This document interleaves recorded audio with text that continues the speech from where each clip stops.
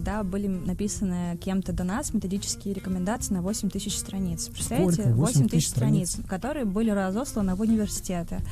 Очевидно, как делать предпринимательство, да, очевидно, что как делать защиту в формате стартап как диплом, Это еще как не как сделать так, еще и как типа запускать эти там практики у себя в университете. Ну и, конечно, ну вот представьте себе здравомыслящего человека, который, когда у него огромное количество своей работы, своих процессов, прочел ли кто-то эти 8 тысяч страниц. Мне кажется, что даже те, кто писали эти рекомендации, ну типа всецело, никто не читал. Ну то есть буквально это делали люди группами, и предыдущий материал, скорее всего, не видели. Хотите узнать, какое будущее будет у России и повлиять на него?